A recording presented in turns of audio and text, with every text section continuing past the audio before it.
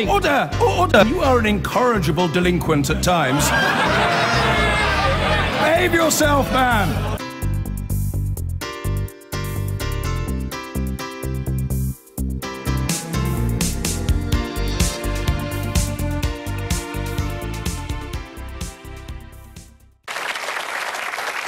At this point, I should point out that the audience members have been carefully selected to provide balance. A third are declared Conservative supporters, a third are for Labour, and a third are undecided. So let's get started with our first question, which comes from Ines. Ines.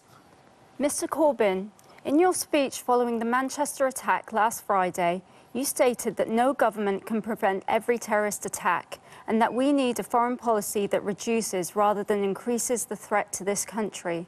Islamic State have clearly stated that anyone who doesn't abide by their ideology is their enemy. So why should we soften our foreign policy if it is blatantly obvious that there is no room for negotiation?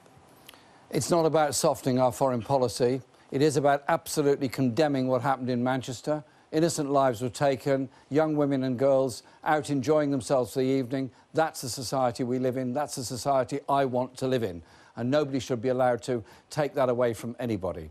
The person who committed it did an appalling and abominable and atrocious act, as did apparently those that were conspiring with him. The police investigation is ongoing. My point was that we have to have a foreign policy around the world that doesn't leave large areas without any effective government, such as in Libya at the present time, which can become a breeding ground of a place of enormous danger to all of us, and indeed any Western country in Europe or in North America. My point was absolute condemnation. My point was that we need more police, not less. That's why we're pledged to provide 10,000 more police on our streets, and that we wanted a foreign policy that didn't leave large areas of the world ungoverned, so that we had a more secure future for all of us. And do not allow this to become an attack on our multicultural society or on the wonderful faith of Islam. This is a perversion of Islam, that what was done in Manchester, as indeed other attacks have been. What we need is a strategy that protects us, but a foreign policy that engages with the rest of the world as well, to bring about a safer world for all of us. I just want to throw that back at Ines. Does that satisfy you?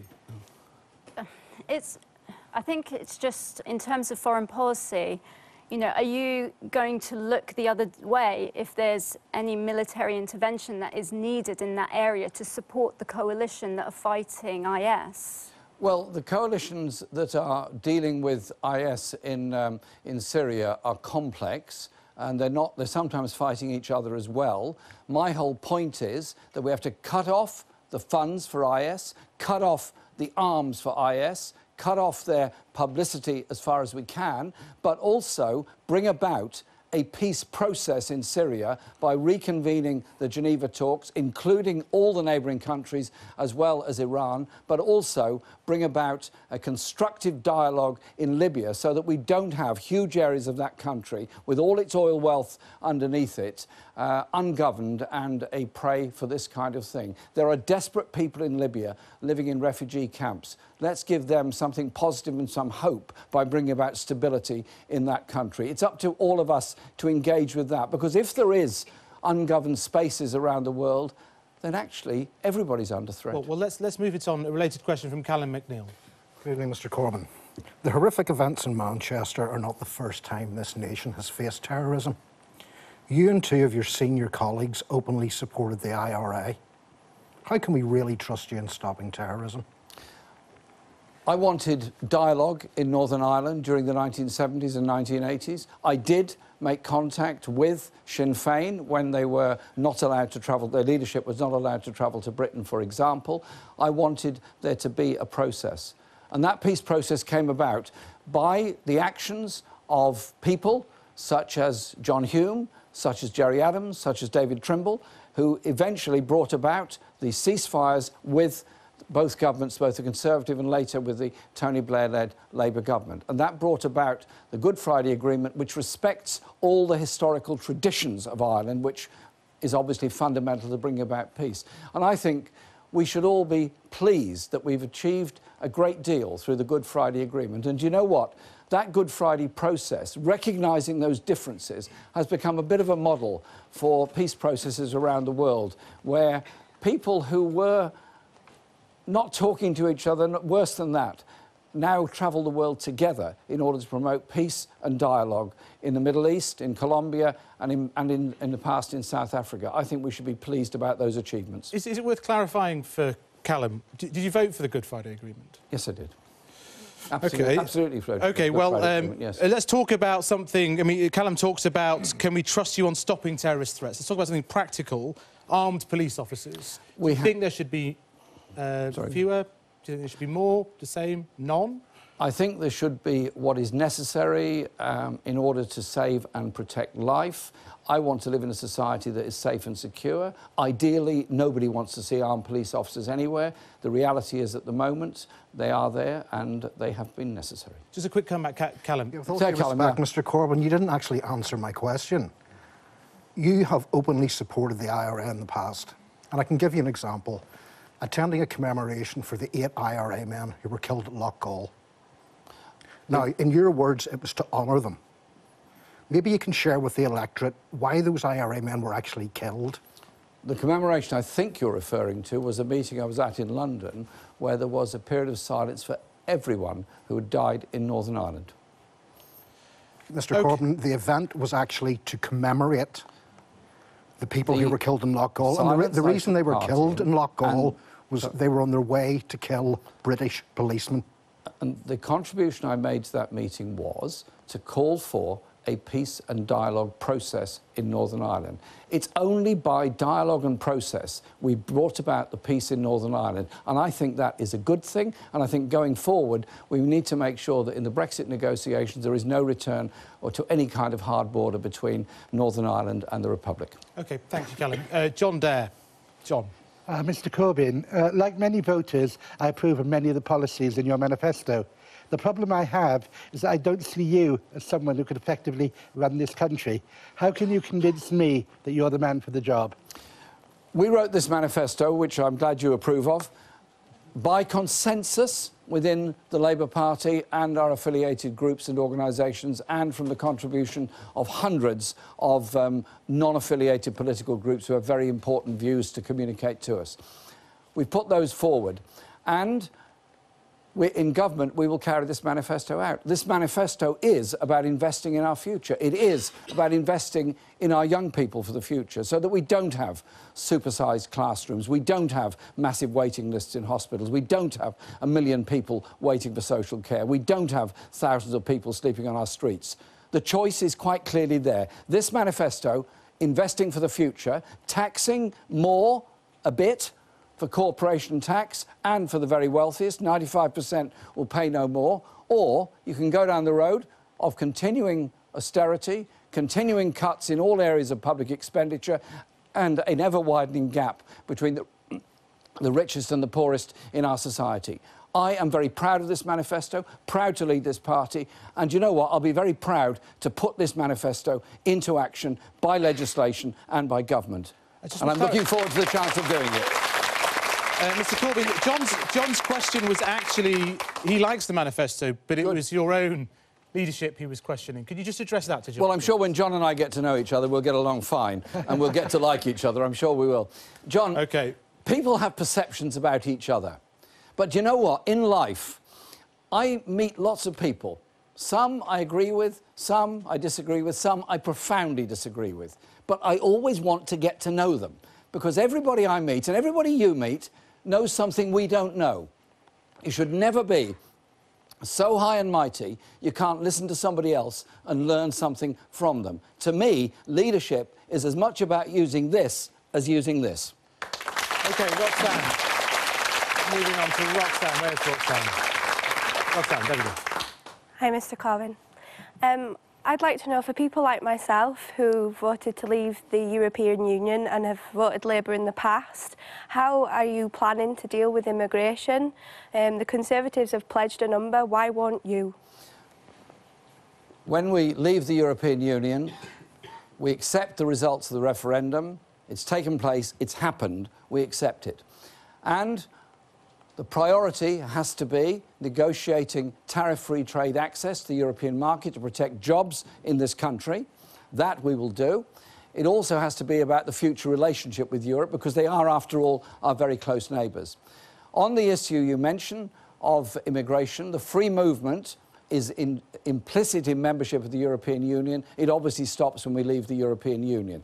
In the future, there has to be managed migration, and it has to be based on the needs of this country and our economy and of the rights of family reunion. I'm not going to stand here and put a figure. Our Prime Minister has done that now in the third election running and has got nowhere near meeting that figure. I would say we have to have managed migration, we have to have protection of EU nationals living here, just as much as there should be protection of British nationals, of which there are very many living in other parts of Europe. But we should also remember that if people hadn't migrated to this country, we would have a much worse health service, education system and transport system than we have. The contribution that's made to your living standards and mine by people who have come here is huge. But I'll tell you what will change. We will not allow companies to bring in whole groups of very low-paid workers in order to undercut often fairly low-paid workers in this country, thus destroying their working conditions.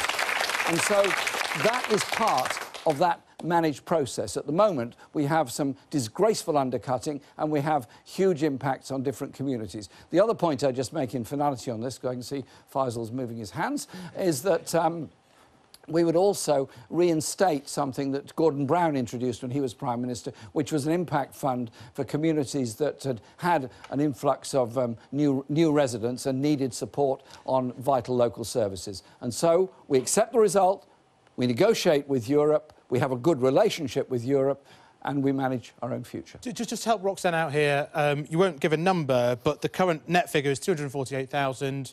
Higher, lower, the same? I would have thought under a managed migration system, it certainly wouldn't go up anymore. It would probably, but I don't want to be held to this, come down. That's a probability. But I would say we have to recognise that we do have serious skill shortages in this country because we have not invested enough in education and training for a very long time in this country. We need to turn that around. Miranda. Where's Miranda? Miranda. Hi. Hello. Hi, Miranda. How are you doing? By contrast, I'm a Remain voter, and I feel that the Labour response to Brexit has been lacklustre. I don't really see a big difference between the Tory and Labour responses, but it's a really big issue for me. Can you tell me why I should vote Labour instead of Lib Dem as part of the 48%? Because we have to accept the reality of the result of the referendum. It happened, it was a democratic choice. More people voted in that than any other recorded vote in our history. And so it's there, it's a decision. That doesn't mean we're leaving the European Union, it doesn't mean we're leaving Europe as a continent. It's still there, obviously, and we're going to have a relationship with it. I've said, and in answer to our friend over there, I said that we would guarantee the rights of European Union nationals in Britain to remain here. And indeed, within days of the referendum, Andy Burnham, who was then our Shadow Home Secretary, proposed that resolution in the House of Commons, and it was in fact carried by a huge majority because the Conservatives chose not to take part. There's going to be a relationship with Europe. Our universities must have a close relationship with Europe. We will defend working rights, such as working time directive, paternal leave, maternity leave, all those very important things we've gained from the European Union. We'll protect those in the future. And we will also remain part of a number of very important agencies, such as policing and intelligence sharing, as well as environmental protocols. It's no good one side of a sea polluting it and the other side not. You've both got to agree not to pollute the sea. You have to work together to achieve things. So what I say to you is, the result is there. It happened. Let's build a sensible, good, tariff-free trade relationship with Europe. Every car that's made in Britain, or most of the cars that are made in Germany, the parts come from both sides of the channel. You could say the same with aircraft. You could say the same with an awful lot of other manufacturing industry. That's going to carry on, and it will have to carry on. Otherwise, we'll destroy our own manufacturing industry. But I'll tell you what we won't do. We won't threaten Europe with turning this country into a sort of corporate tax haven with low tax, low wages and low investment. We want high wage, high investment, growing economy with good relations with our neighbours and indeed, of course, with the rest of the world. Well, on that, the meat. Where's the meat? Good evening, Jeremy. Evening. I'm a proud Mancunian and a small business owner brought up in a Labour voting household by salt-of-the-earth parents who gave me their best. Why have you made it impossible for me to vote Labour in this election with your ruthless, short-sighted policies such as 26% corporation tax, the abolishment of zero-hour contracts, £10 an hour minimum wage, and now you want to put VAT on my children's school fees?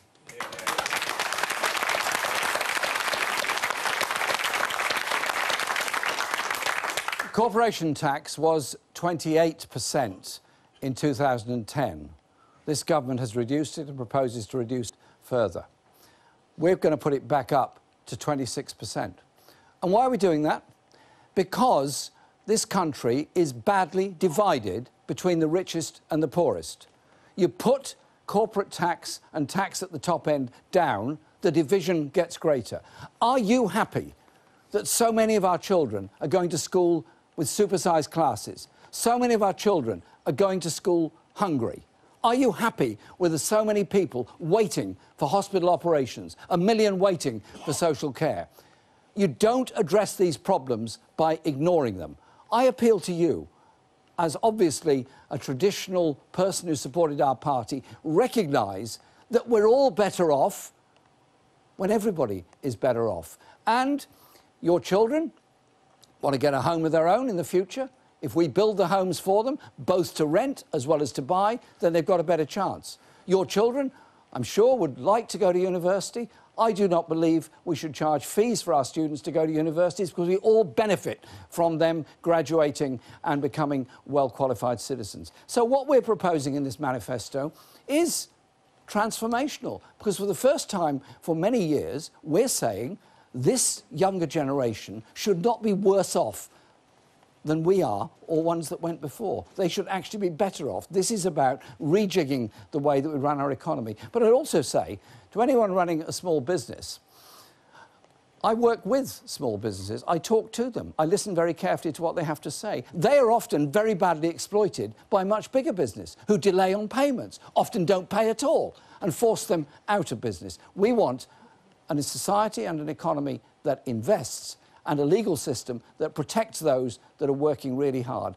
Surely a £10 an hour minimum wage, a living wage, a real living wage by 2020 would mean we actually spend probably a bit less on working tax credits, but it would also make an awful lot of people a lot better off. And do you know what? They'd spend the money in the local economy. It would be something that would be good for all of us. I appeal to you, think again. How did we get our welfare state in Britain? How did we get our National Health Service? We got it because the Labour Party was bold enough in the post-war period to invest in the future. Mr. Corbyn. Our Labour government will do the same. We're just trying to get one more.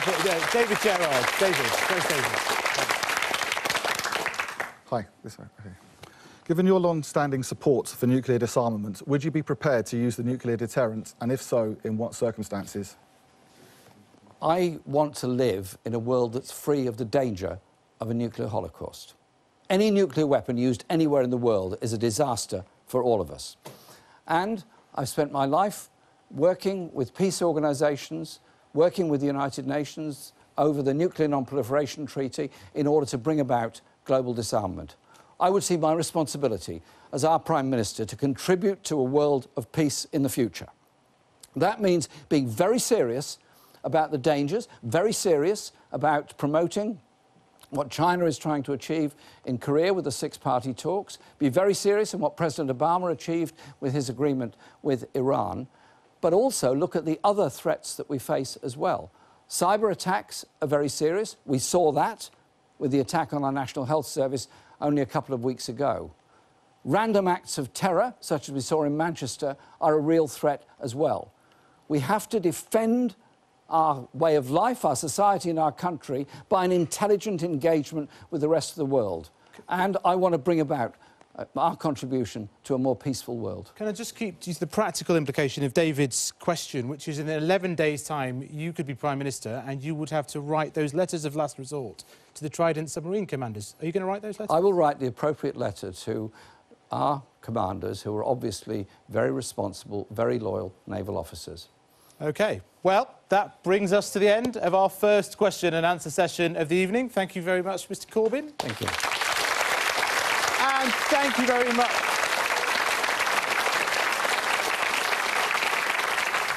Coming next, Mr Corbyn, head-to-head with Jeremy Paxman. Jeremy Corbyn, in 11 days' time, you might be Prime Minister. People are entitled to know about you, aren't they? Yes. Are you frustrated? I'm looking forward to it as well. Good. Are you frustrated that so many of your core ideas, your basic principles, didn't make it into this manifesto?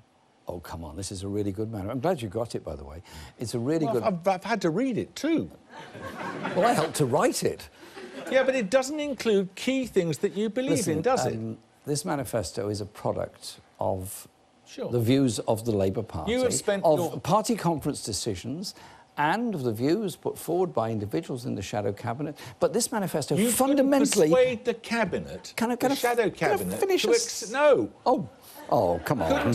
Couldn't come on, give us a persuade chance. the shadow cabinet to accept your basic principle, which you have adhered to for the whole of your adult life, that there should be nuclear disarmament. You promise in this to renew Trident. There was a conference decision by the Labour Party, and as the leader of the party, I accept the democracy of our party. And Is that morally right? In answer to the questions put earlier, I made the point that as Prime Minister, I will do all I can to bring about a nuclear-free world, because I'm horrified at the very idea, horrified at the very idea of a nuclear attack. You promised to renew a nuclear weapon.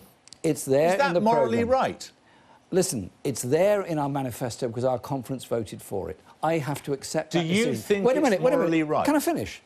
Can I finish? What I want to see... I'm asking you what I want to see... Do you think it's morally right? What I want to see is a nuclear-free world. Of course, everybody wants to see that. I'm but is it not so sure about right? it. I'm not so sure about it. If I'm that's not so sure about that. Is it morally right to renew a nuclear deterrent? That is the decision that's been taken. We will work for a nuclear-free world. We will work through the Nuclear Non-Proliferation Treaty to achieve that. That surely is something well worth doing. A number of your other core beliefs do make it into this manifesto, don't they? About nationalising the Royal Mail, for example, or the railways, or energy companies, or water companies. Why not banks? Well, some of our banks are publicly owned, as it is, actually. You said you have always believed that banks should be publicly owned. Wait. There are some banks that are publicly owned. We will be promoting building societies, cooperatives, and we will be promoting a national investment bank, which won't be a lending bank, it will be an investment bank. No, you believe and that is an important part of it. Public ownership of retail banks. An important part of directing investment in this country. Of the retail banks, RBS is largely publicly owned. There is a public stake in most of the other banks, and that we will keep. I would always favour banks being in public ownership. You said that in 2013. Yes. You do. Well, I did say that. But it doesn't get into the manifesto, does it? Jeremy, what we seem to be struggling with here is an understanding of a process that brings about a manifesto. No. What we're struggling I am not a dictator. How much this represents what you believe. I am not a dictator who writes things to tell people what to do. This is a product of a process in our party. That's why I was elected leader of our party, to give a voice to the members and those that are affiliated to our party. All right, let's take another aspect of it. You say you'll freeze benefits for 3 years. You will? No, what we've said is we will put £2 billion into the benefit system per year in order That's tax credits. In order to reduce the effects. We will also end the indignity of the... Will you freeze benefits for 3 years then? Benefits will be paid, of course. Benefits will be uprated. Of course they'll be paid. And will be uprated, of course. And there will be... They won't be frozen. And there will be a higher living wage, as I've outlined, which will, of course, mean that those benefits that are paid for people in work, and indeed the majority of benefits go to people in work, not out of work, will probably reduce. I'm asking you whether they'll be frozen. No, they're not going to be frozen because they'll be uprated every year, as they should be. Thank you. What about money for the security services? How can we take that seriously when your shadow chancellor was photographed holding a letter which called for the abolition of MI5, the abolition of Special Branch and the disarming of the police? We've made it very clear. We have made it very clear that we will provide more police. This government has taken 20,000 police officers off our streets. But you don't deny that John McDonnell said all We'll that. put 10,000 more on our streets. We've also said quite clearly How can that we believe that when the shadow chancellor believes in disbanding MI5 the shadow and chancellor, the Special Branch? the shadow chancellor is the one who signed off that pledge in the manifesto.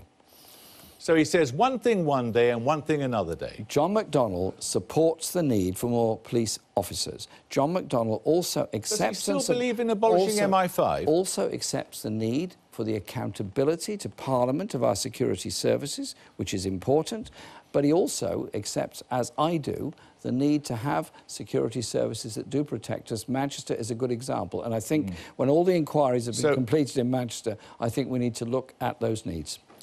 So he signs letters which call for the abolition of MI5 and Special Branch and the rest of it, but when it comes to the manifesto, he's perfectly happy to sign off on more police officers and doubtless more money for MI5. What you're going to see with John McDonnell is a chancellor that looks at the needs of the country, looks at the needs of the people of this country and invests in our future, not hands money away in tax relief to big corporations and at the top end of our society. There is nothing in this manifesto about getting rid of the monarchy, which is another thing you believe in, isn't it? Look, there's nothing in there because we're not going to do it. But you do believe in it, don't you? Listen, it's not on anybody's agenda. It's certainly not on my agenda. And do you know what? I had a very nice chat with the Queen. But you don't like her, do you? You don't like what she represents? We got along absolutely fine, perfectly charming. But I don't think she should be brought into political discussion. Any human being anywhere can have a nice conversation with anybody, but you do not believe in the institution of monarchy, do you? Look, I believe in a democracy, and we live in a democracy. We have a titular head of state as the monarch, but without political power. When the Queen's reign comes to an end, should we call stumps on the whole thing then? Call it a day. Look, the law is there, and that's what will prevail. I'm fighting this election, Jeremy, on something very important. Yeah, that is the levels of poverty in our society, the levels of children that are not supported properly in our society. I'm fighting this election. Reflects your beliefs. Jeremy, I'm fighting this election on social justice. I'm fighting this election to give us a stronger economy for the future. There's a whole series of things that you couldn't even persuade your own party to put in the manifesto that you believe in. Jeremy, this manifesto reflects what would be a profound and very good change in our society. Because for the first time, you'd have a government that was saying, you cannot go on loading our students with debt. You cannot go on overcrowding our classrooms. You cannot go on underfunding our hospitals. You have to invest by all of us for the future of all of us. Sure. I don't want to live in a country of food banks. I don't want to live in a country of homeless people. I want to live in a country that actually does seriously care for all. When you're Prime Minister, you will have to take this country into negotiations with the rest of Europe. Yes. When they look at you and they see a man who cannot get his core beliefs into his own manifesto, are they going to take you seriously? Listen, what they're going to take very seriously is that we would have been elected with a mandate to negotiate a tariff-free trade access to the European market, that we will protect European nationals living here. What they will see is a government that is going to protect the protocols, environmental conditions, workers' rights that we achieved through Europe, and a government that wants a serious relationship with Europe, but respects the result of our referendum in that we're leaving the European Union. You are prepared to contemplate, then, no deal? There's going to be a deal.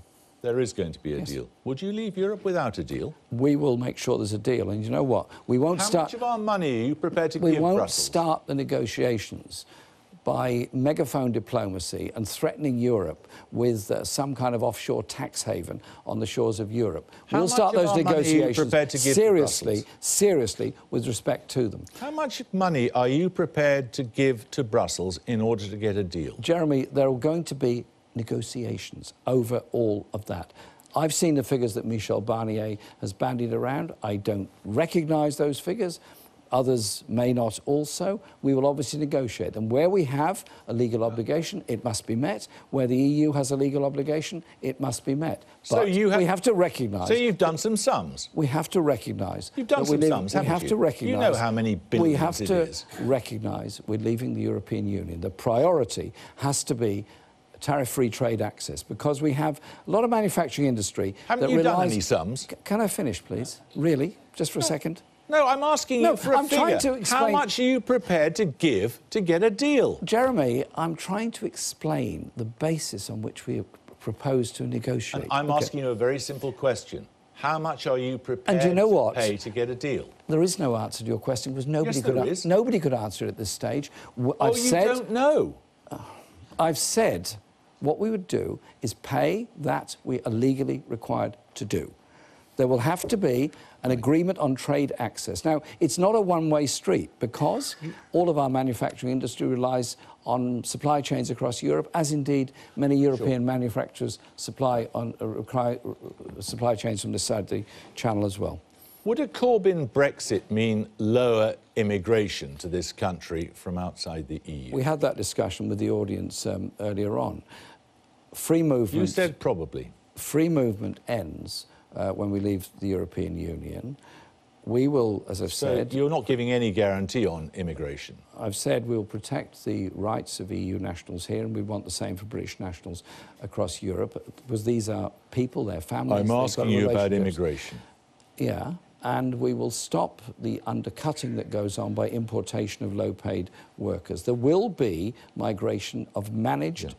necessary to sustain our economy. I'm not going to sit here and make promises. Theresa May has done that for the third election running and hasn't got anywhere near meeting her promises in the last two. So you're not making any promise about whether you would reduce immigration? I suspect it would probably be slightly less or less, probably. But probably listen, is hardly a commitment, is it? Nobody... Do you think there are too many immigrants in this country? Listen, we require migrant workers to maintain our health service and much of our industry. We have a skills gap because we haven't invested enough in skill training. Let's look at the security of the state, then. The primary duty of a Prime Minister, the overwhelming duty, is the protection of the state. And yet the only time in recent history that there has been an invasion of British soil was the invasion of the Falklands. And you recall what you said then, well, don't you?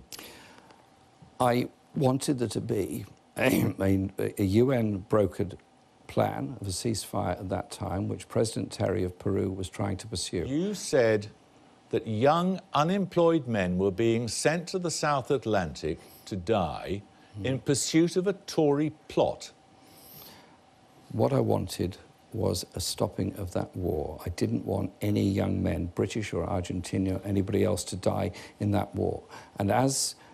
Did you not think the Argentines should have got out of the Falklands? I don't think they should have gone in there, but I also think there should have been an opportunity to prevent that war happening by the UN, which was being attempted at that time. So you do think it was a Tory plot, do you? No, I think it was important. Why did you say so, then? I think it was important that there should be a negotiated solution to that through the United Nations. That surely... If you didn't believe it was a Tory plot, Jeremy, why did you say you thought it was? Jeremy, Margaret Thatcher made a great deal of the whole issue, as everybody could see at the time. I felt that she was exploiting the situation, but there has to be, at the end of every conflict, there has to be a peace process. So why don't we start with the objective of trying to get a peace process? Looking back on it, you realise you were use our wrong, councils through the United Nations to achieve because that. It's quite possible that in a couple of weeks' time, if you're sitting in Downing Street, the Chief of the Defence Staff could come to you and say, we have eyes on a man in Iraq or in Syria or in Afghanistan who is plotting a bombing campaign in Britain. You have 20 minutes to make up your mind as to whether we take him out with a drone strike. Now, if you think... Do you think that's a Tory plot as well? I would want to know the circumstances, the evidence, and what would happen... It's happened before. And also what the effect of it would be on innocent civilians around, because... You would be prepared to take such a decision, Listen, would you? You would be prepared to take such a decision. Taking somebody, killing somebody actually happened outside Parliament, what, a month ago, didn't it? Yes. And I think you have to look at all the evidence that's there. But you can't answer a hypothetical question without the evidence around it. But it's not really hypothetical. It's a completely hypothetical with David Cameron question. and Jihadi John.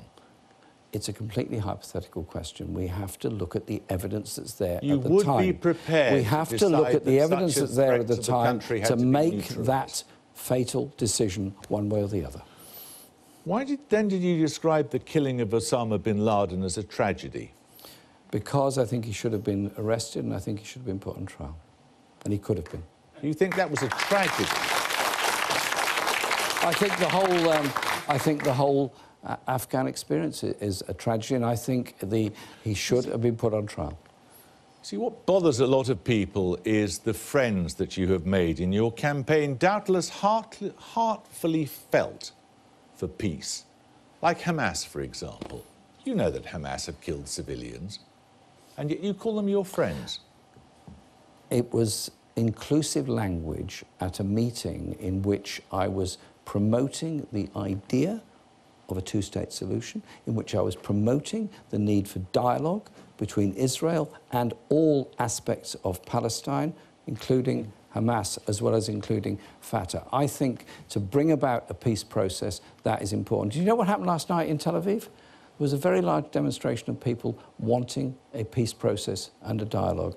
I think those are people you've got to work with. You've got to work with people often you don't agree with and don't like. You're happy to call Hamas your friends, despite the fact they kill It was an inclusive piece women of and children. It was an inclusive piece of language in order to get a meeting underway. I do not agree with them. I do not support them. I want there to be a process. No, but at the end of the day, there has to be a process in which people talk to each other. You know that. Jeremy Corbyn, thank you. Coming next, the Prime Minister Theresa May is here and ready to meet our audience. This is May versus Corbyn, the battle for number 10. It's time for our audience and you at home to meet the Prime Minister Theresa May.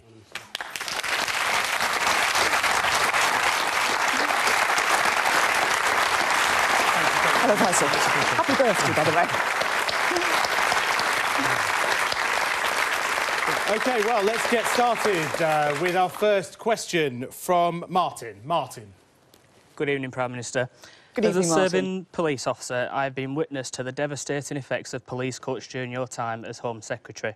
And now, after the horrendous terrorist attacks in Manchester last Monday, we have seen the need to draft in the military. What promise can you make to increase the number of police officers? And can I ask you to provide us with a specific number of how many extra police officers will be recruited under your government and how you propose to fund it? Well, Martin, as a serving police officer, obviously you'll be aware that we have police and counter-terrorism police. We've been very clear that we have protected the budgets for counter-terrorism policing and we're currently protecting overall police budgets as well. And we're ensuring that we're putting money in to enable the police to address what are actually different ways, as you will know, different types of crime. Crime is changing and policing will be changing in the future. It's why we're putting more money, for example, into cyber policing, because increasingly we see those as the sort of crimes that are having to be addressed. We did do what was called Operation Tempora, which enabled the military to assist the police following the terrible, horrific attack that took place in Manchester. That's been a well-prepared plan for some time, and that was put into operation smoothly and is now being run down. What is important is that we not only ensure we have the counter-terrorism police we need and the overall police that we need, but also that they have the powers that they need. And that's what I've done as Home Secretary. I ensured that we brought through new legislation to put powers into place which gave the police what they were asking for in order to be able to deal with counter-terrorism. Prime Minister, just clarify for Martin, when you became Home Secretary, the staff numbers of police were 141,850. That's September 2010. What are they now? 124,000. So that's down 20,000. That's what he's talking about. And armed officers were nearly 7,000 in March 2010, and now... We're currently having an uplift in the number of armed officers. We agreed that not just the normal armed officers should be increased, but actually the counter-terrorism specialist officers as well. But they were cut over 6 years, and you've had to put them back. Was that a mistake? What we had to do when we came into government in 2010 was to ensure that we were living within our means, and that was very important because of the economic situation we'd inherited. Now, what we need to do in policing terms is ensure it's not just about the numbers of police. People often focus on the numbers of police. It's actually about what the police are able to do and how they are being deployed on our streets. As I say, in counter-terrorism policing, we have protected those budgets, and we're currently protecting police budgets. But crime is changing, and the sort of job that the police officers need to do is changing. That's why we're also putting extra money into things like cybercrime, because that's today's world. So a government has to ensure that we're keeping abreast with the changes that take place, with the challenges that there are out there that we need to deal with. And of course the terrorist threat is severe. That's where it is at the moment. But that's why we ensure that our police, our security service, have that counter-terrorism budgets. We are increasing the budgets for our security services as well, but also that they have the powers they need to do the job. Just a quick comeback, Martin. I appreciate you protecting the budgets, but we still need the staff to carry out the role of a police officer of keeping the public safe. OK, well, let's move on to Philip. Philip. Prime Minister, in my first job 74 years ago, I earned the princely sum of 31 shillings a week, which is £1.55 in current money. I lived in a council house with my 4 siblings and my parents in the George Orwell's Wigan of the 1930s. Over the years, due to our hard work and the work of my late wife, we came to own our own home, and this is now mortgage-free. I don't like the prospect of being unable to leave it to our family with a greatly eroded value, which I fear is what would happen if you were to introduce your so-called dementia tax. So why, Prime Minister, should we, in my generation, vote for you? Well,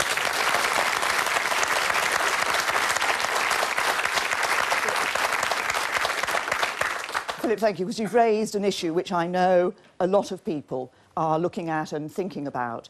And it's a really important issue because one of the great challenges that we face as a society and that government faces is the fact that our society is ageing. We see more people. It's great that people are living longer, but of course that has an impact in terms of the services we have to provide and ensuring people can have the dignity in their old age. Now, the situation, as I'm sure you know at the moment, is that if you require care and you have savings of more than £23,000, you have to pay for that care. And if the care you require is residential care, then your house, the value of your house, is taken into account. So what happens is people are paying for care, people are finding that they are having to sell their house, many people are having to sell their house to pay those care bills, and many find that they're not able to leave the money to their families. Now, I want to take those risks away, and that's what the proposals I've put forward are about. It's about ensuring that nobody is going to have to sell their house to pay for care in their lifetime. It's about ensuring that £100,000 of savings, of assets, are protected to pass on to the family. We'll put a cap on the an absolute cap on the level of money that people have to spend on care.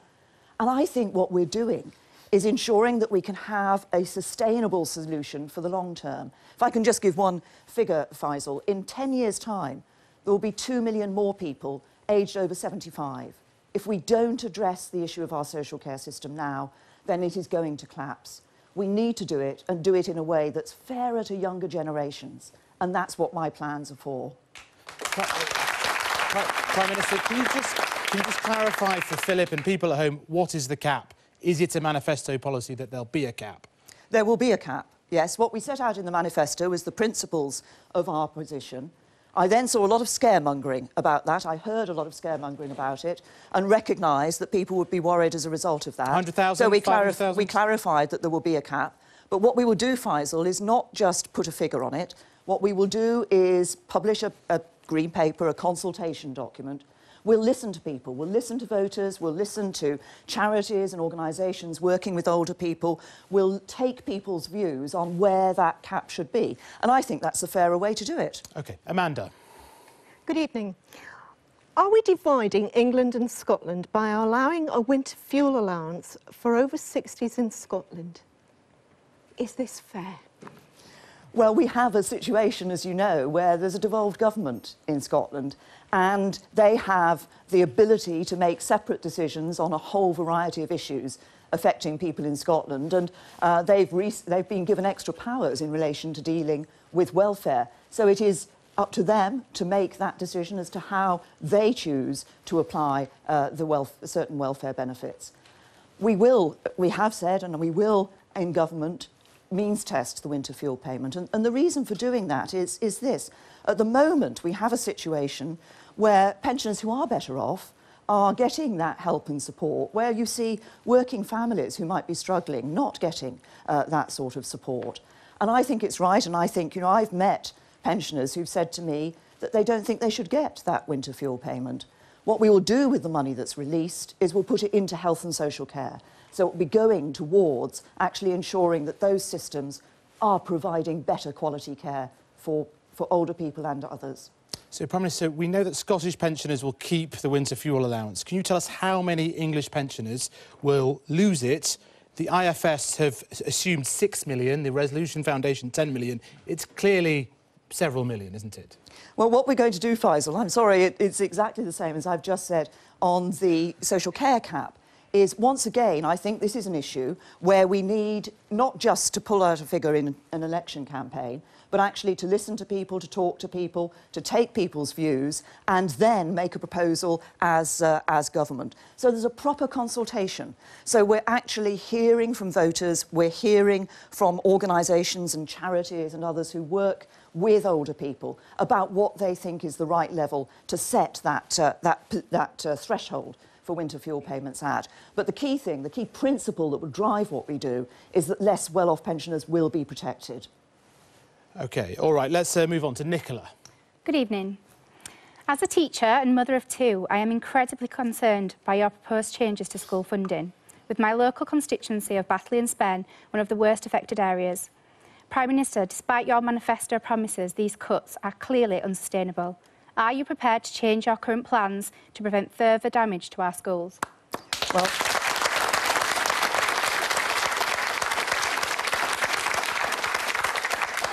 Nicola, what we will do in government is put further record levels of funding into schools. But we also do want to look at ensuring that the money is being distributed in a fair way. And as you probably know, there are some schools in the country today that may receive twice the amount of funding for a pupil that other schools receive. I think it's important that we see a fair way of funding our schools. What we're committed to is ensuring that as we introduce that, schools won't see any cash reduction in their level of funding. But I actually want to do more than that, because I believe that education is absolutely crucial. We want our youngsters to get the best possible start in life. And that's why I want to see a more diverse system of schools available for people. I want to bring in some of the expertise that we see in universities, for example, in supporting schools. There are some good examples of that at the moment. Let's do more of that. Let's make sure that every child has a good school place and a school place that is right for them, because that's about ensuring they get the best possible start in life, to be the best that they can, because I want our society to be one where it's down to your talents and hard work how far you go, and not where you came from or who your parents are. I think Nicola's question was about per pupil funding in real terms. You've said it's going to go up 4 billion, but that is going down. In real terms, per pupil, it is going down. Can you clarify that? Nobody can guarantee the real terms per pupil funding increase. In the Labour Party's manifesto, we know the figures don't add up. What is important is that as we look...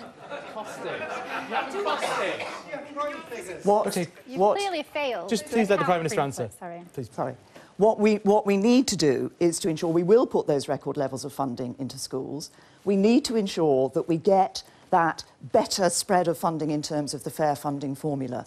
But I also say this, if you look at what happens in education, it's not just people are focusing on funding, but actually we need to ensure that we do see good or outstanding schools and more good or outstanding places in good or outstanding schools for children. We've seen the number increase over the last 7 years. We need to carry on doing that so that there is a good school place for every child. And that isn't just about funding, it's about a whole variety of things that go to make up really good education for children. OK, next question, Joy. Oops. Hello, I'm over here. Theresa May, could you please justify to me why I have leaflets saved at home, delivered to me by my local Conservatives before the EU referendum, stating clearly that we will save £350 million per week for the NHS if we leave the EU? That lie is the only reason why I, and I'm sure many others here tonight possibly, decided to vote leave. There were a number of claims made during the referendum campaign on both sides of the argument, and there were some passionately held views and some really passionate arguments on both sides. I think what's important now is that we ensure that we get the best possible deal from Brexit. That is about negotiating a really good deal for Britain. It is about ensuring that in future we won't be sending vast sums of money to the European Union every year as we do as members of the EU. And we will be able to look at what, as funding comes back, how we use that funding. But it is important that we get that best possible deal because it underpins so much else of what we want to do. And we can only get that deal if we've got a plan to go in there and really stand up for Britain. And the negotiations will start 11 days after Election Day. So we have to know what we're doing, we have to have a strong hand in the negotiations and be very clear about getting the best possible deal for Britain. That wasn't quite an... Are you all happy with that answer, Joy? Well, there we go. Persuaded Joy. Well, let's move on to Angela. Prime Minister, I'm a midwife in Devon, and I believe the wealth of a nation lies in the health of its workforce. How do you justify the chronic underfunding of the NHS that I see at work, considering that we now have one of the lowest budgets according to GDP?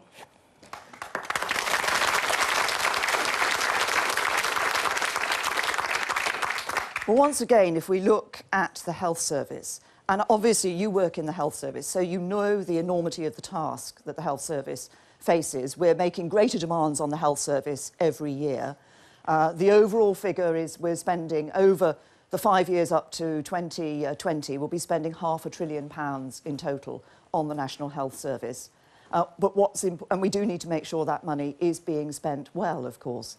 So we are increasing the funding into the health service and will increase funding into the health service in the future. And we're committed to that in our manifesto, both in terms of buildings and technology, but also in terms of increasing the per-head funding for the National Health Service in real terms every year. It's important. We all rely on the health service. We all know people either who work in the health service like yourself, who've been through the health service, who've had great care and attention from the fantastic staff in the health service. That's why we're ensuring that we are putting more money into the NHS and more money for the future, as well as what is happening at the moment.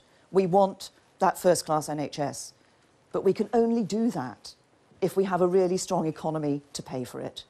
And that's where the Brexit negotiations, but so much else actually comes in, because it's making sure we get that right deal for Britain from Brexit, that we can build on the strong economy and the economic progress we've made in the last few years. Because if we do that, then we have that money to fund that first-class National Health Service. That's what we're committed to. OK, what did you think of that answer? I'll throw it back to you. I see a lot of efficiency savings that are actually cuts. I see hospitals closing. I see staff that are at their wits' end because they can't give the care that they want to give. I'll believe it when I see it. OK, let's go to Sandeep. Sandeep. Where's Sandeep? Sandeep. Oh, sorry. There we go. Hello, Prime Minister. Hello. Prime Minister, describing yourself and being described as a bloody difficult woman may be helpful in Brexit negotiations with the EU. But do you think the same attitude when applied to domestic policy, such as welfare reform and cuts, have reinforced the image of the Conservatives being called the nasty party again?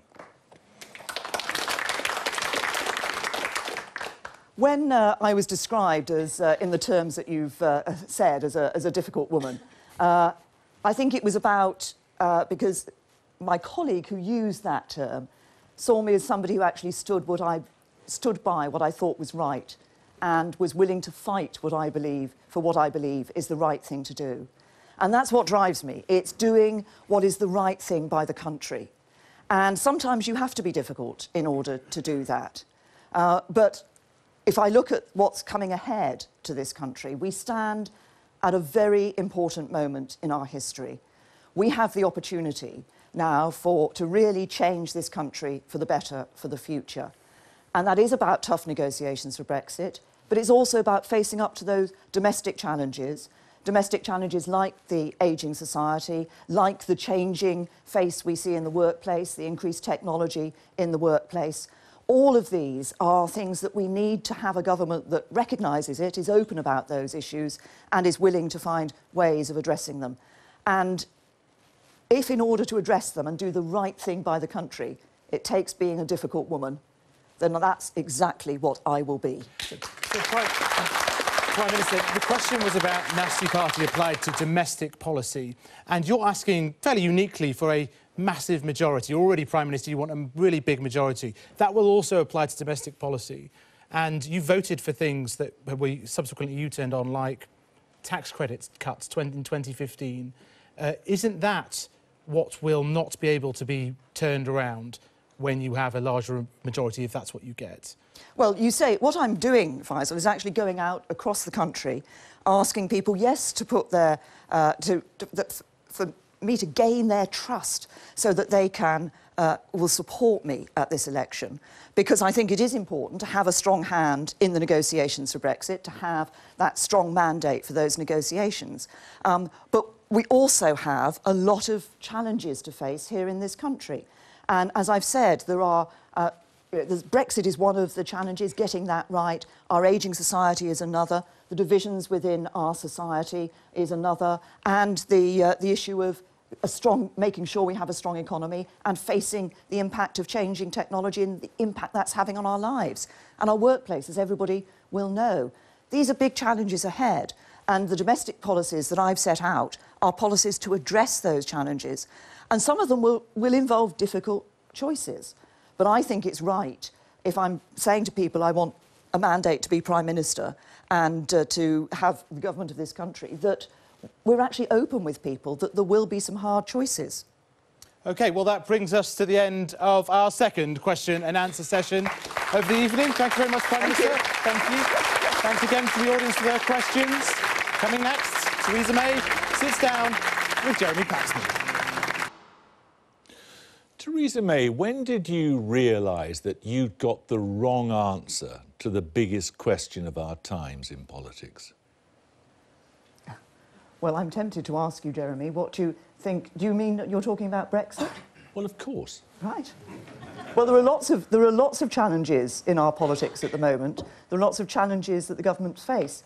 I'm just curious, what was it convinced you that Brexit was so bad for Britain? I set out my reasons for deciding that we should, on balance, stay within the European Union. I voted to remain, I campaigned to remain. And when did you change your mind?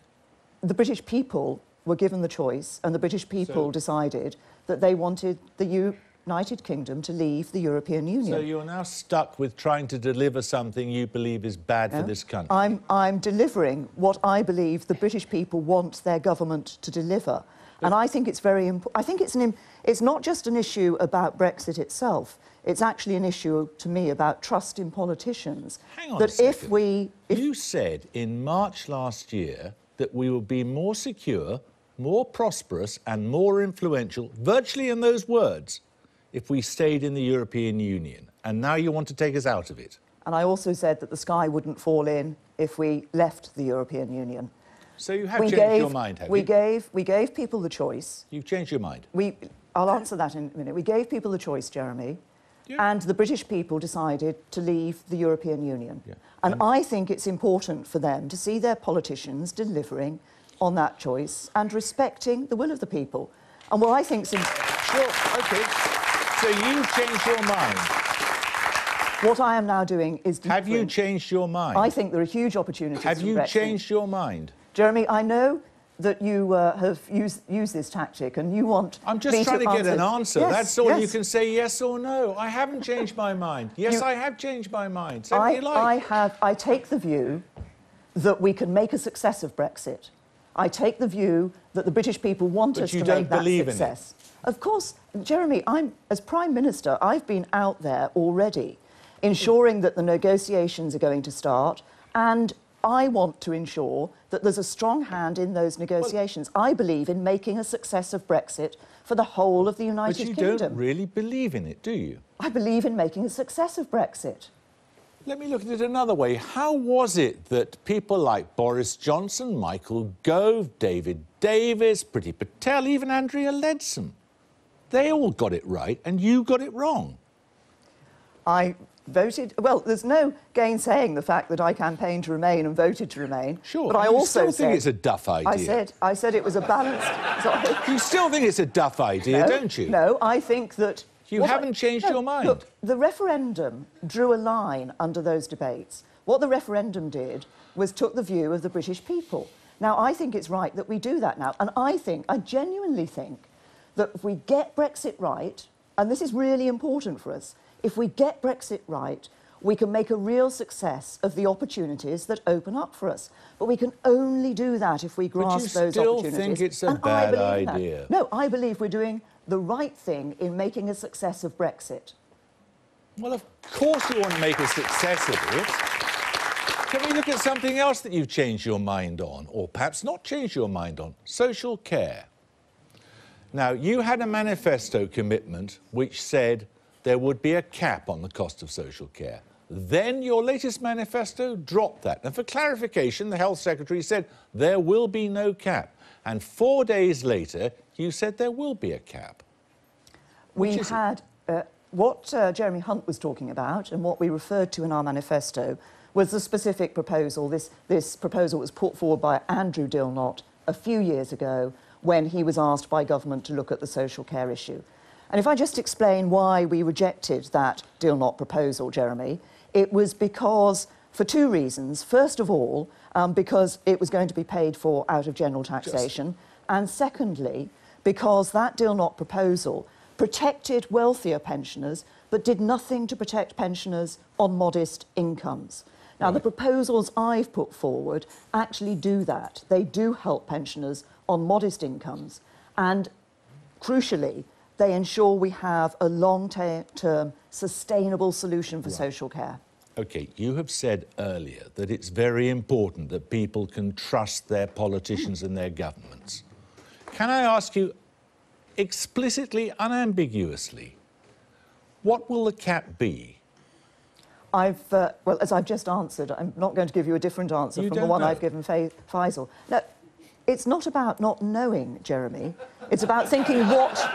It's about you don't know, do you? It's about thinking what the right approach is to get to that figure. But you don't know. What we want to do is to ask, is to consult, is to listen, and then to determine what that cut will be. Have you even thought what the cost of the taxpayer will be? I think that's only fair to people, that we actually go through that consultation and say to people and take people's views as we determine that cap. Just at a philosophical level, you said you went into politics to help the just about managing. How is enabling rich people to pass on wealth to the next generation helping the just about managing?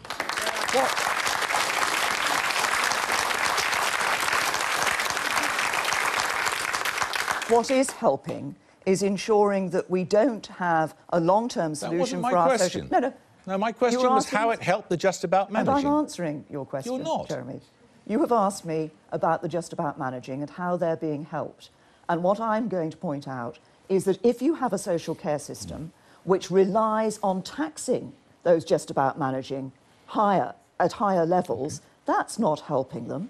What we're doing is putting forward a proposal which means that people don't have to sell their house in their lifetime to pay for care. It means they can pass on savings to their children, and it means there will be that cap. But it's fair across the generations. And there are older people today who worry that their children and grandchildren won't have a better future. Can we look at something else on which you've changed your mind? Only this March in the budget, you proposed to increase national insurance contributions from the self-employed. Within a week, you backed down from that. You accept that? Yes, I accept that. And we very clearly stated at the time... You see, what one's bound to say is, if I was sitting in Brussels and I was looking at you as the person I had to negotiate with, I'd think, she's a blowhard who collapses at the first sign of gunfire. Isn't that right? I think, Jeremy, you'll find that what the people in Brussels look at is the record that I had of negotiating with them in Brussels and delivering for this country on a number of issues on justice and home affairs, which people said we were never going to get. All right. And I got those negotiations. Can you remind us how many times you told us after you became Prime Minister that there would not be a general election until 2020? You did, didn't you? I mean, I got to a grand total of 6 times on which you or your spokesman said there wouldn't be one. And I said there wouldn't be a general election. And after I became Prime Minister, I felt that the most important thing for the country was the stability and getting on with triggering the Article 50 so that we made sure that we were delivering on that vote on Brexit. What became clear when we were going through that process is that other parties want to frustrate that process of those Brexit negotiations. We have the Liberal Democrats wanting a second referendum. And that's all happened since March, has it? We have the... Well, actually, it was March. It was in March that I triggered Article 50 by writing the letter to the It was in March European you Council. told us we didn't need to have a general election because it would destabilise the country until 2020. And what became clear as we were looking through those negotiations, as they started those negotiations started the process of triggering them, what became clear, increasingly clear, as is clear in this election campaign, is the desire of other parties to frustrate the will of the British people. That's why I thought it was right to go out for an election. Prime Minister, are you somebody who takes responsibility for their mistakes? I take responsibility for the decisions I make, Jeremy. Right. So you have been how many years in government now? In government? Yes. I've been in government since 2010, so 7 years in government. 7 years in government, and you'll recall the manifesto promises on immigration. Indeed I do. That you'd bring it, you've repeated them, in fact, in this manifesto. Yes. Said the same thing again because you failed. In your capacity, 6 of those 7 years, you were Home Secretary, weren't you? I was indeed. Yeah. Immigration was your main task, to get it down to what you promised in the manifesto, which was 100,000 or less non-EU immigrants per year net. You didn't do that, did you? Net migration, no, we didn't achieve that. We did... what happened... Can you just tell us what it is now? Yes, it was 248,000 in the last set of figures. What we saw was the figures migrants? coming... Sorry? Non-EU migrants? Was about 175,000. It's 175,000 according to the latest figures, yes. What we saw in immigration figures was it started to come down, then they did go up, and now they're starting to come down again. What we will have when we leave the EU... That was your job. Is the... Yes. Jeremy, I'm not sitting here saying it wasn't. I'm accepting that what we had to do was to ensure that we were rooting out abuse in the system. But there is no single moment where you take one measure which changes the immigration figures. It is a constant work to ensure that you're dealing with immigration and ensuring there is no more abuse in the system. There's more work to be done. We will, of course, have another tool to do this when we leave the European Union, because we'll be able to introduce rules for people coming from within the European Union. But this will be a constant work. Who won't be able to come to this country under your new rules? Well, we're working at the moment on what those new rules should be in terms of... So you still don't have any idea? But, no, it's not about that. We have a set of rules for people from outside the European Union. We will look at the requirements for... One of the things we do is ensure that it's possible for people to be brought in where there are skill shortages, where there is a need for people to come to work. And what's the damage going to be to the economy? Have you worked that out? I think one of the crucial things we need to do in this country is ensure that actually we are enabling people here in the UK to be skilled up to do jobs. I think sometimes what we've seen is people being brought in from overseas because we haven't done sufficient in this country. That's why I think friend George Osborne, or your friend until you sacked him, the Chancellor of the Exchequer, George Osborne, says this policy is economically illiterate. It's a policy which will actually... Well, he should know, shouldn't he? It's a policy which ensures that we are recognising the concerns that people in this country have about uncontrolled immigration. Controlling immigration is important. Right. It's important for a number of reasons, but one of the reasons it's important is because uncontrolled migration has an impact on wages at the lower end of the income scale. Yeah. People feel an impact from that. That's why I think it's so important that we keep working at this and we keep... And you say it's much easier. It'll be much easier once we've left the European Union, won't it? We will be able to introduce rules for people coming from within the European Union once we've left. That's been a piece of the work on immigration. How much of our money are you prepared to give Brussels in order to get a deal? I don't think it's going to be about paying over money to get a deal. What I think is important You're is not that... prepared to pay anything. I mean, David Davis said he'd walk away at 100,000. 100 billion, sorry. We have, we've made clear, I've put it in the manifesto, that we will look for a fair... 100 billion to leave the European Union? That we will put a fair settlement, look for a fair settlement of our rights and obligations. There are a number of figures that are being quoted and being around, a number of them coming from Have you got any figure in your head? Union, a number coming from the European Union itself. We will look at our rights and obligations. Have you got a figure in your head as to how much it's worth paying to get out of this club? It isn't a question of what it's worth paying to get out. It's a question of what is going to be the right deal for us to leaving the European Union, which will stop us from paying huge sums of money into the EU every single year, which will enable that we have control of our money and our borders and our laws. But you wouldn't walk out, as David Davis says he would, if there was a request for 100 billion. You wouldn't walk out there. We will be there to negotiate the right deal, but what I have said is no deal is better than a bad deal. We have to be prepared to walk out. So you are prepared to walk away from the European Union with no deal? No deal is better than a bad deal. And let me just tell you... That wasn't exactly my question. Yes, my question was, are you prepared to walk away... By definition, if I'm prepared to say that no deal is better than a bad deal, I want to get a good deal from the European Union. What I don't want is the sort of bad deal that some people are talking about. If you think about it, some people in Europe are talking about punishing us, and that would be a bad deal for us. Some people here in the UK talk as if they're willing to do anything to sign up to a deal with the European Union, and that would be a bad deal for us as well. So we need to negotiate and negotiate hard. to leave the European Union with no deal? As I say, no deal would be better than a bad deal. You are prepared to leave the European Union with no deal? I think you can take it, Jeremy. No deal would be better than a bad deal. Yes, you said that repeatedly. Yes.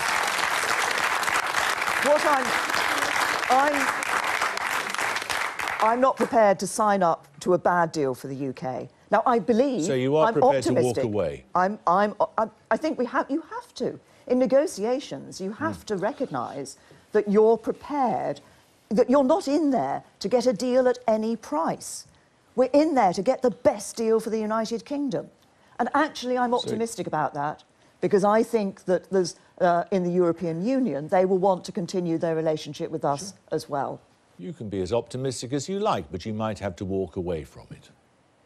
What I will be doing is, as we heard in the earlier session, what I'll be doing is being a difficult woman and ensuring that we're negotiating hard. But Theresa May, thank you very much. Thank you.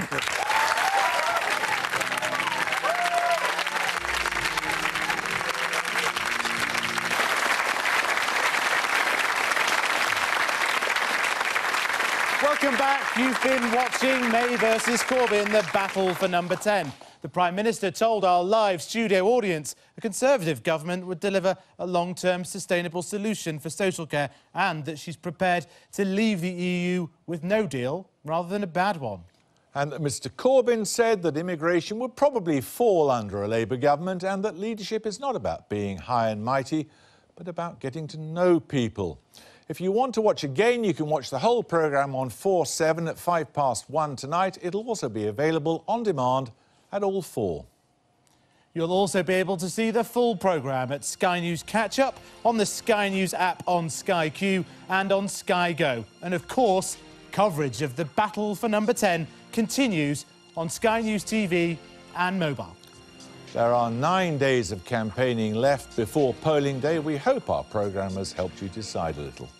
Thank you for watching, and thanks too to our audience. Good night. Good night.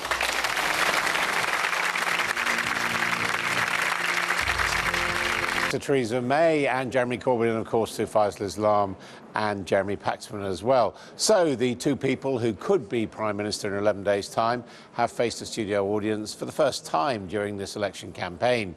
Jeremy Corbyn and Theresa May face questions from an audience about Brexit, security, immigration, the IRA, and the party spokespeople and spinners are now emerging to argue who had the better of it. Well, before we get into that, let's just take a quick look at some of the key exchanges.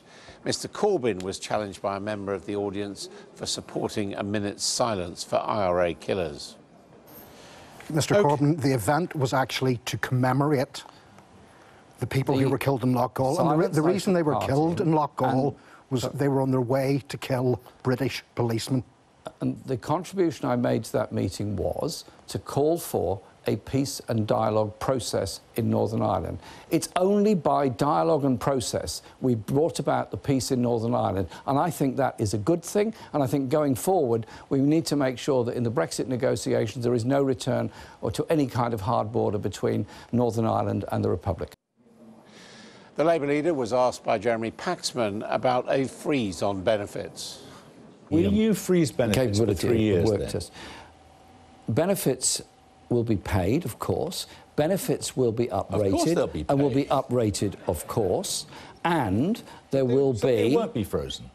And there will be a higher living wage, as I've outlined, which will, of course, mean that those benefits that are paid for people in work, and indeed the majority of benefits go to people in work, not out of work, will probably reduce. He found himself on stickier ground when asked whether he would order a drone strike to kill a suspected terrorist. I think you have to look at all the evidence that's there, but you can't answer a hypothetical question without the evidence around it. But it's not really hypothetical. It's a completely hypothetical with David Cameron question. and Jihadi John. It's a completely hypothetical question. We have to look at the evidence that's there at the time. You would be prepared. We have to look at the evidence that's there at the time to make that fatal decision one way or the other. But he coped when Jeremy Paxman challenged him about his Republican beliefs.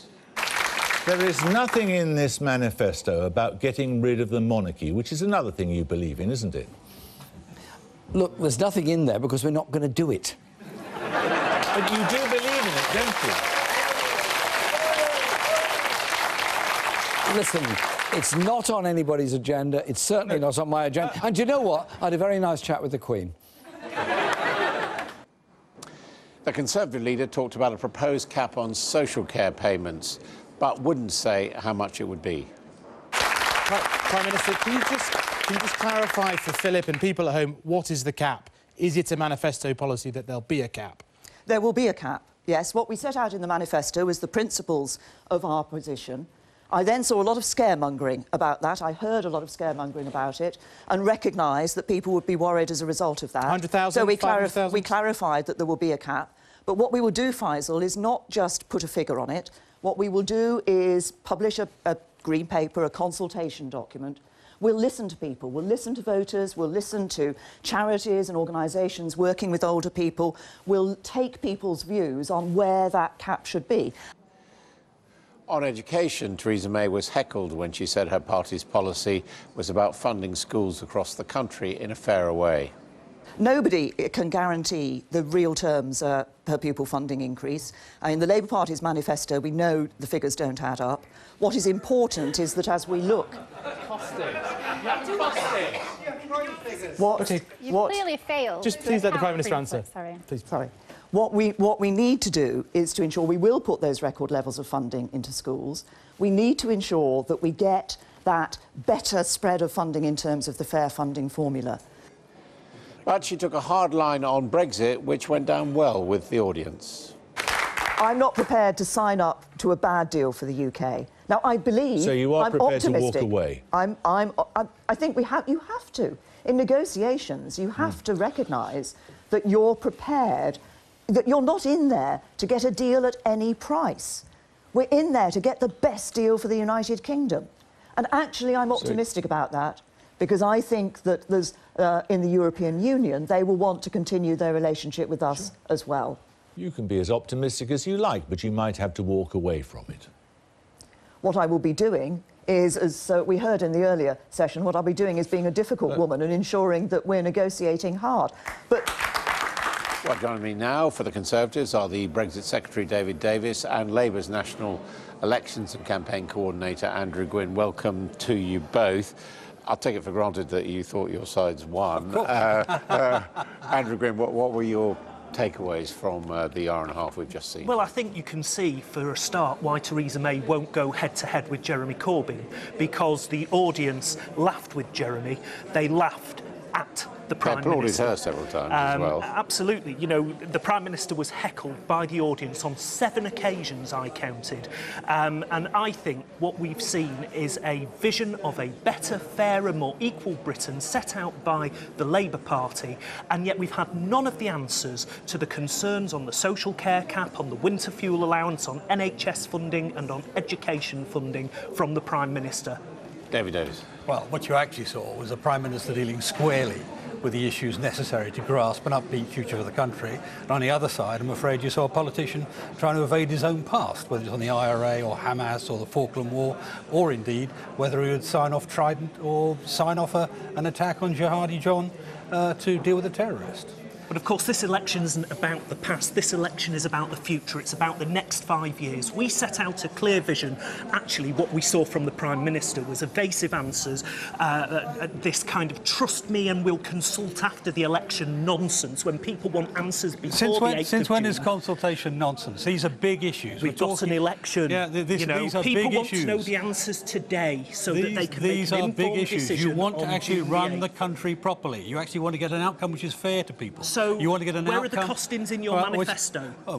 Throughout most of the last budget and the one before, as indeed the IFS said. You cited them earlier. That's what they said. So, but the simple winter fuel allowance. How many one at a time, please. The simple truth here, the biggest issue in front of this election, which you said, as you pointed out, the Prime Minister got applauded very strongly for, is how will we deal with Brexit? Who is the person equipped to deal with that?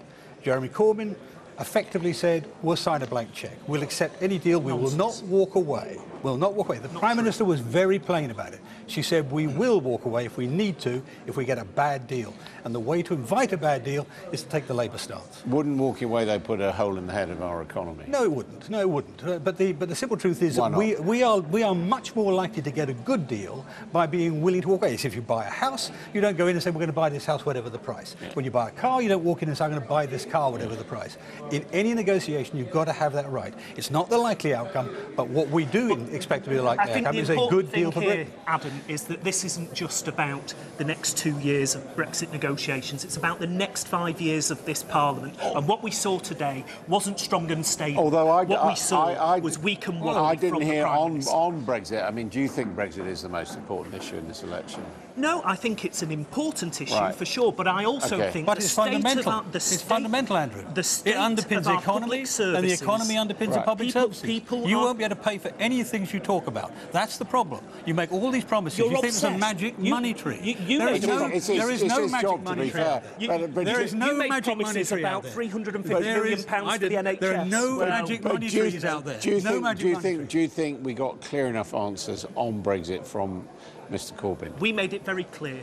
We are leaving the European Union. We want to have tariff-free access to the European markets. We think that's important, as incidentally did you in the parliamentary debates that we had. Well, after 7 tries, you've arrived at something like our policy. Well, that's no big deal. That's not very decisive. That doesn't indicate the Europeans you know what you're doing. Come on, David. Conversely, this social care thing is still a mess, isn't it? I mean, it's still up in the air. You've changed your policy, but we don't know quite things to what understand. I mean, firstly, you've got millions of extra people who are going to be above the age of 75 and 85 within a decade. You've got to deal with that. We've got to deal with it in a way which is fair to the people we're dealing with. Fair to young, so we don't tax them for it, but also fair to the elderly, so they protect their inheritance. Why didn't you say that? That's the point. Well, that's what the Prime Minister was saying. No, but the point is your manifesto came up with a specific suggestion to deal with this. 4 days later, you changed it. And now we don't know what you're changing it to. The Prime Minister made it pretty plain. 100,000 protected money. That's 4 times what it was before, remember? 4 times what it was before. And a cap which we'll decide on the basis of a green paper presented in the public. So people won't and know then the before whole the of vote. Parliament will then debate it. Well, I just think this is farcical. I think that the Prime Minister could have come here tonight and could have given these answers to the questions that people are actually concerned about the health service, about pensions. But unlike you, we don't pluck numbers out the air. Well, we've not plucked numbers out of the air. 58 billion in the red. 58 billion in the red. We've got a fully But costed Mr Wynne, manifesto.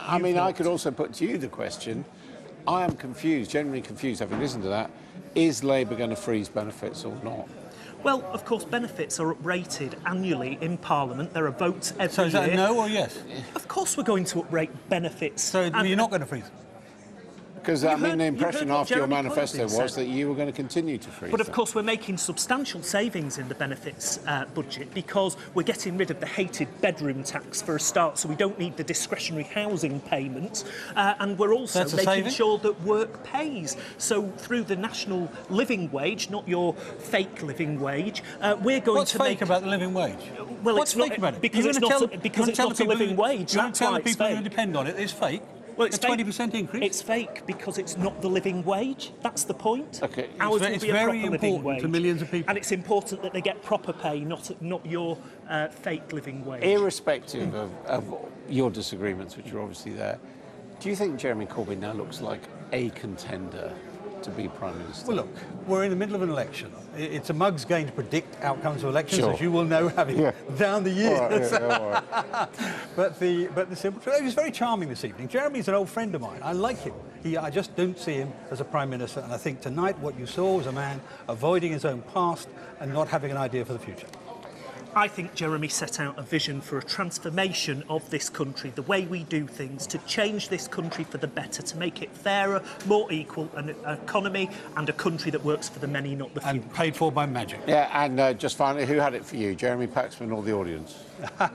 Who was the tough? I think actually some members of the audience had more perceptive questions. I think exactly the same. I think the audience are the best judges of our political future. So we agree on something. Ultimately, they will vote on We June agree 8th. on something. Yeah, politicians don't rubbish the voters. Thank you both very much indeed. Well, it certainly was a very entertaining 90 minutes here at Sky Centre. You can see now we've got the lights up. And the man who was presiding over the audience, who certainly our two politicians there, gave it to them on points, was our political editor, Faisal Islam. Congratulations and happy birthday. I was trying to keep that secret. Well, millions of people know you're 40 now, Faisal. You're over the hill, terrible, mate. Yeah. You know.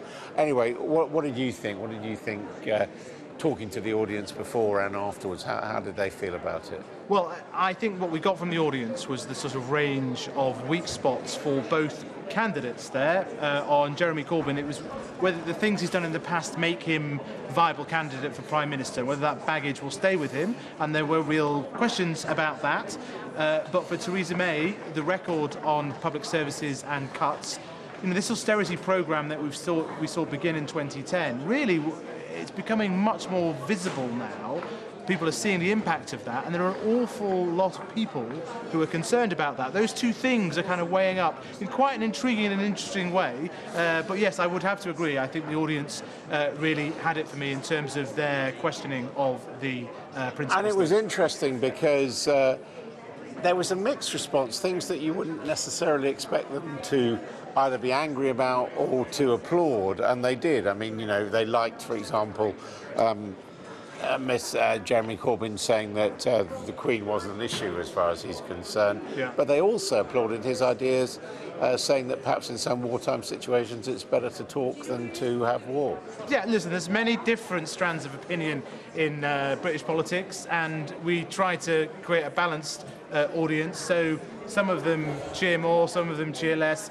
Maybe we shouldn't read too much into that. But I thought, actually, from the Jeremy Corbyn audience interaction, it was quite interesting. We heard things he hasn't said before. He said he'd write those letters of last resort for Trident. We hadn't established that before. He was, I think, firmer on the EU issue than I have heard him, saying definitively we will leave the European Union. And it was interesting in the other section with Jeremy Paxman, how he was saying, look, I do believe things, but actually they're not all in the manifesto, and I'm cool with that. Yes, that's what he said.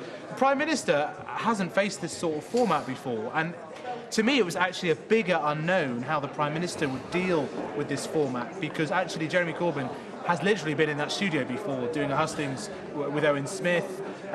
He's been battle-tested on all of these issues, some of the controversial ones too. And so I was really quite intrigued to see how the Prime Minister would react.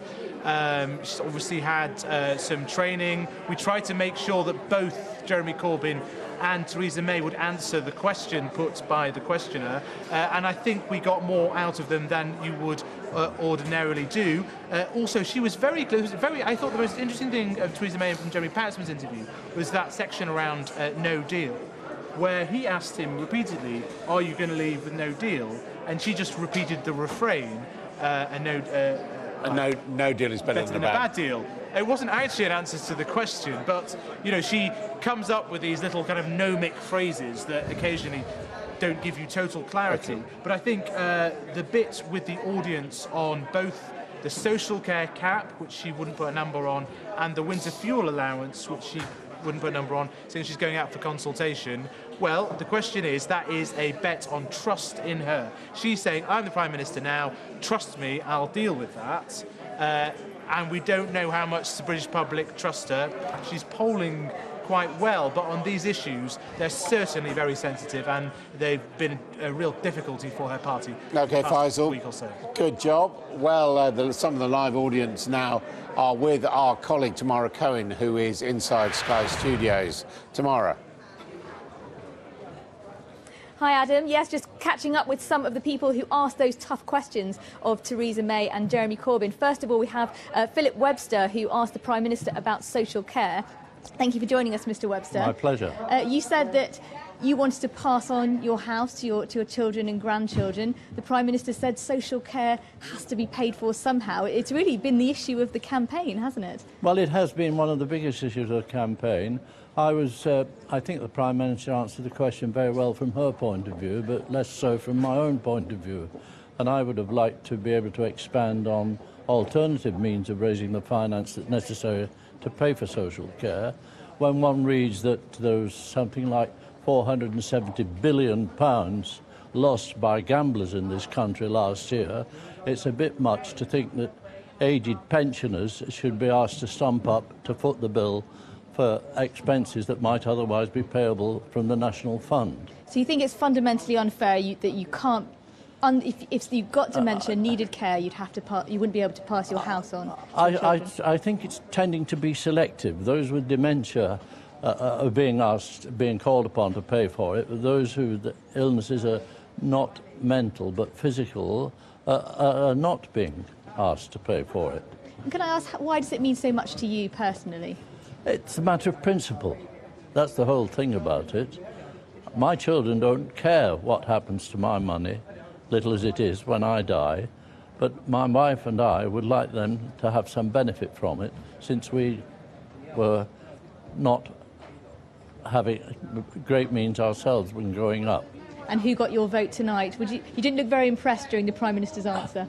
I think I was more impressed by the Prime Minister than I was by Mr Corbyn, and if I'm voting tomorrow, I think I would vote for Mrs May. So you still have your vote. Now stay there. We'd like to bring in Monique Kapoor, who asked Jeremy Corbyn about taxes on businesses. Monique, you're a pharmacist, and you said it's too much. Corporation tax hike, minimum wage would go up under Labour.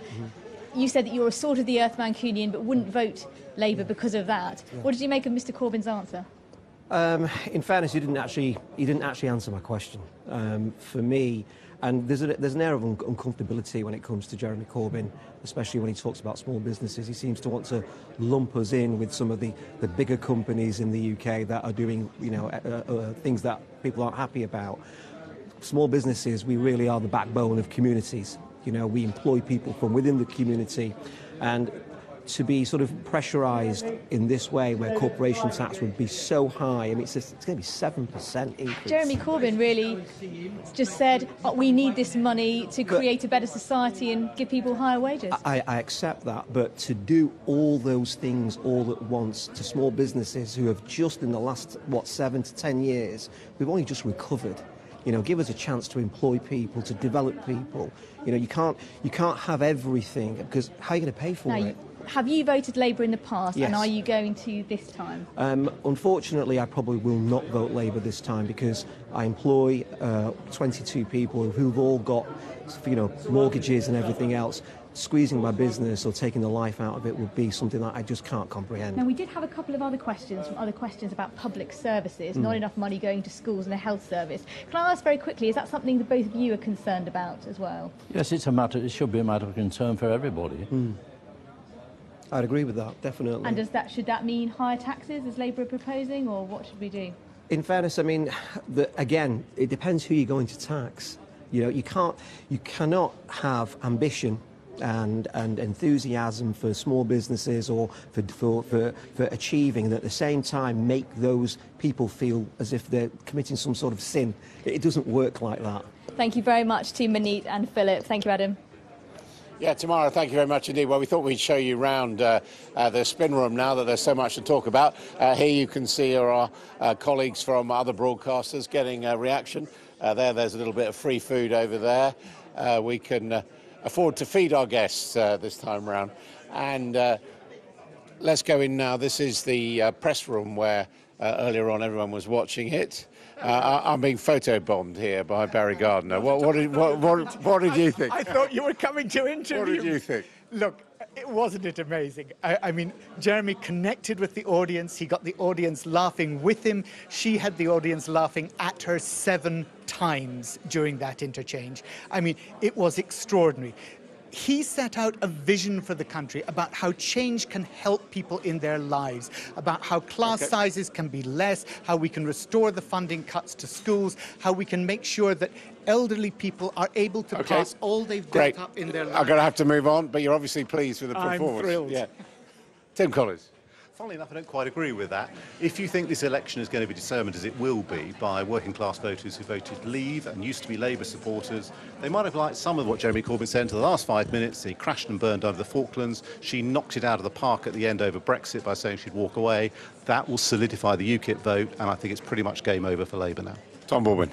If you watched the whole programme, and if you're still watching now, you probably did, that's a clear win for Jeremy Corbyn. But there's going to be a very, very long 10 days, and I suspect if you watch the clips of that programme on the evening news, the late-night bulletins, it won't look so... It'll still be running tomorrow, I suspect. Yeah. But what about that point that Tim Collins has just made, that for the swing voters she needs, she dealt with them very well, saying no deal is better than a bad deal? In the last 3 minutes of a 2-hour programme, she did quite well, but she showed...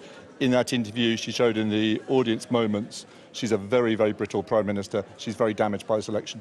What do you think of Mr Corbyn's performance? Well, Mr Corbyn is the underdog, so you expect the underdog to win the first set of debates, and he did pretty well until near the end. The problem is, if this is really going to be Labour's expectations game, she is almost certainly going to get the highest share of the vote of any party leader for 35 years, and the largest majority her party has got for a quarter of a century. If that's failure, we Tories will take that. I think making predictions after the last few elections we've had is a fool's game, and we certainly wouldn't have predicted the polls that we're seeing now at the start of this campaign. Let's see what happens. It's a very long 10 days ahead. I don't believe that the first debate tells you the winner of the general election. But tonight, if you watch the whole programme, certainly Jeremy Corbyn won it. All right, we're going to have to leave it there. We've heard a lot from Conservative and Labour Party this evening. What about Britain's third party, the Scottish National Party? I'm joined now by Patrick Grady from the SNP. Mr. Grady, what did you make of tonight's debate involving the two potential next Prime Ministers? Well, I think we've found out why the Prime Minister has been so reluctant to take part in leaders' debates tonight. I'm not sure you would say there was a clear winner either way, but what it has reinforced is the need for strong voices from Scotland that will put the Tory government under pressure, because we've seen a Prime Minister collapsing under pressure this evening. What do you mean? What did you think she collapsed on? I mean, she held the line, didn't she, on things like social care, on her attitude towards Brexit? Well, there's been a massive wobble on their position on social care, and towards the end on Brexit, I mean, anyone who thinks threatening to walk away from the table with the disaster that will have on the UK and Scotland's economy, 80,000 jobs at risk in Scotland from a hard Brexit, it just shows the impact that kind of pressure can have. There did seem to be quite a lot of feeling in the audience that it was unfair that Scotland could keep winter fuel allowance payments when England was losing them. I appreciate that that is the right of the Scottish Government to do that, but it is becoming a divisive issue, isn't it?